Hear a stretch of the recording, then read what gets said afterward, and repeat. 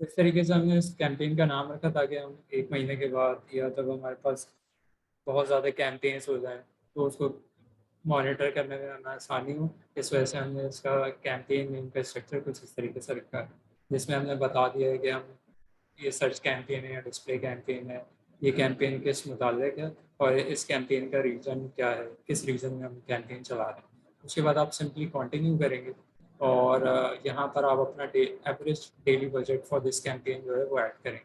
Like suppose कि हमारा daily average budget है फॉर दिस कैंपेन 5,000 है, ठीक है। उसके बाद यहाँ पर आप एक आ रहा होगा बिडिंग स्ट्रैटेजी। बिडिंग स्ट्रैटेजी में डिफरेंट बिडिंग स्ट्रैटेजीज होती हैं। जब भी आप अपना नया अकाउंट बनाएंगे तो आपके पास एक ऑप्शन आ रहा होगा क्लिक्स, दूसरा आ रहा होगा इंप्रेशन शेयर। यहाँ पर कन्वर्जन वैल्यू जो है अभी अवेलेबल नहीं है, क्योंकि हमने अभी तक कन्वर्जन ट्रैकिंग को सेटअप नहीं किया। इस सेटअप किस तरीके से करते हैं वो इंशाल्लाह हम दूसरी वीडियोस में आप लोगों को बताएंगे, क्योंकि एक अलग चैप्टर है और इसको थोड़ा सा हम इन डेप्थ देखेंगे। इस वजह से मैं अभी इसको कन्वर्जन ट्रैकिंग की तरफ नहीं जा रहा हूँ। जब भी हम कैंपेन बना रहे होंगे तो हम क्लिक्स सेलेक्ट करेंगे और set a maximum cost per click bid limit करेंगे। यानी हम गूगल को बताएंगे कि हम पर क्लिक कॉस्ट जो है वो क्या देना चाहते हैं, कॉस्ट पर क्लिक क्या देना चाहते हैं गूगल को। अगर हम नहीं बताएंगे तो गूगल जो है अपनी अपनी मर्जी से जो है वो चार्ज करना शुरू कर देगा। तो हम अपने बजट में रहते हुए जो हमने कैलकुलेशंस की हैं उसकी बिना पर रहते हुए हम यहाँ पर जो है अपना CPC बिड लिमिट जो है वो यहाँ पर जो है वो सेलेक्ट करेंगे।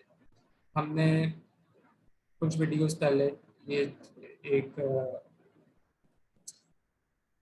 कीवर्ड प्लानर के थ्रू जो है तमाम कीवर्ड की लिस्ट निकाली थी और इसमें हमने सारा ये काम किया था कि कौन से हाई मीडियम कंपटीशन कीवर्ड हैं, लो लो कंपटीशन कीवर्ड्स हैं, उनकी top of the page hit क्या है। तो फॉर एग्जांपल हम ये वाला कीवर्ड लेते हैं और इस पर जो है वो कैंपेन जो है वो बनाना शुरू करते हैं और इसका बिट जो है वो top of the page bit low range, यानी जो सबसे कम कॉस्ट जो हम लगा सकते हैं, सबसे कम क्लिक CPC जो लगा सकते हैं वो ये है। तो हम इस कीवर्ड से जो है काम करना शुरू करते हैं। तो हम वापस अपनी कैंपेन में आएंगे और यहाँ पर जो है 34 रुपीज़ जो है हम अपना cost per click bit limit जो है वो हम ऐड कर देंगे। सिंपल। इससे होगा क्या कि जो भी हम आगे कीवर्ड सेलेक्ट करेंगे, जब भी हमारा ऐड अपीयर होगा और उस पर बंदा क्लिक करेगा तो गूगल हमसे 34 रुपीज़ जो है वो चार्ज कर लेगा पर क्लिक। इसके बाद एक और ऑप्शन है ऐड रोटेशन का, जिसमें हम गूगल को बताना है। यहाँ पर दो ऑप्शंस आ रहे हैं, optimize prefer best performing ads और यहाँ पर एक और ऑप्शन आ रहा है do not optimize ads indefinitely. तो हम ये वाला ऑप्शन सेलेक्ट करेंगे। ये ऑप्शन हम क्यों सेलेक्ट करेंगे, क्योंकि हम अपने हाथ में कंट्रोल रखना चाहते हैं। लेट सपोज कि हम एक से ज़्यादा एड्स बनाते हैं, हम 2 एड्स बनाते हैं, तो हम चाहते हैं कि दोनों एड्स को जो है वो गूगल जो है वो लोगों को दिखाता रहे और 10-15 दिन के बाद हम खुद डिसाइड करें कि कौन सा ऐड जो है वो ज़्यादा अच्छा परफॉर्म कर रहा है और कौन सा ऐड जो है वो अच्छा परफॉर्म नहीं कर रहा।